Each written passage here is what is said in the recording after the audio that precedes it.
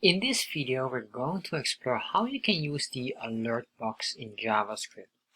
And basically, the alert box should not be used for any website design. So you might wonder, why would you learn this then? Well, let me explain. The alert box is very useful to get information for if you're developing. If you are on JavaScript and you develop and you want to check if a value is matching what you're expecting, you can use the alert box, and there's other options as well. So the alert box is more for personal use to double check instead of using it on a website, because most people who see alert box, while they are sometimes still used, it's not recommended. It's not user friendly anymore, or it's not considered as user friendly. So let's start and explore that. But before I start with that, if you want to learn about Chart.JS, check out my Udemy course in the description box. In there you can find a link directing you to Udemy with the Chart.JS course, which goes deep in how to use Chart.JS. Alright, so let's start and look at the alert box. So in here we have our HTML file, and what we want to do is we want to pop up an alert here. So this is basically how we do it. You can type in here alert, and this is here in the JavaScript. I already have the script tag open here. So we say here alert, and within here you can put in any message to alert a user or JavaScript developer in our case. Let's save this. Once we save it and refresh, as you can see, once we refresh, you will get this message here immediately, any message to alert a developer. And this is basically unloading. So what we also can do is, for example, we want to click on this button, and the moment we click on this, it will get an alert. So we can do this as well. So all we have to do here is basically this button here, what we put in here is an ID. And we say here, we give this ID name alert message.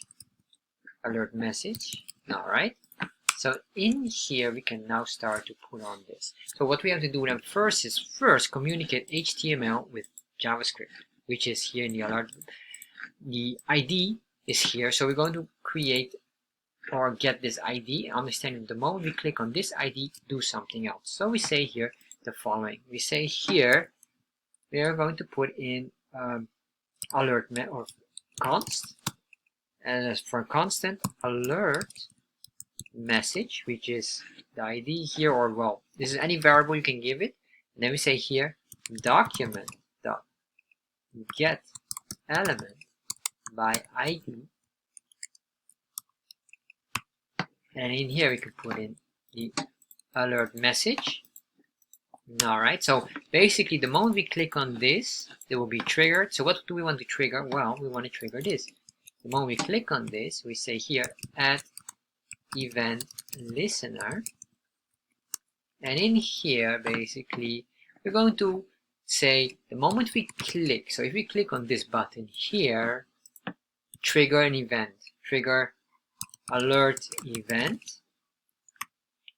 and then in here we say function. So we create a function here, and in this function we're going to put in the alert message.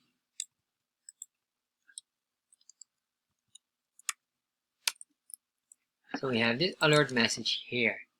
So we say function, what's the function name? Alert event. Make sure we have that in there. Alright.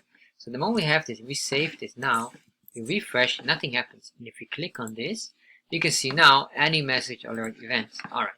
So however, most of the time you will not do this at all. I don't recommend this. There are better ways to do it.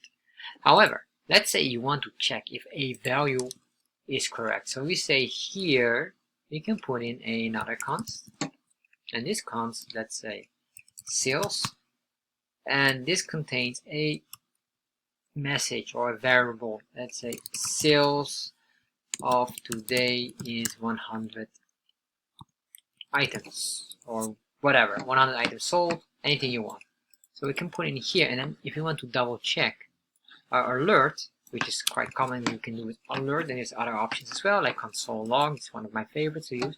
If you save this here, refresh, and then you want to check, alright, you can see now we echoed out, or we return the variable. And this is basically just to validate if something works as expecting, or is the variable being displayed. Because if this doesn't display or it displays something else, doesn't work, then of course we start to figure out.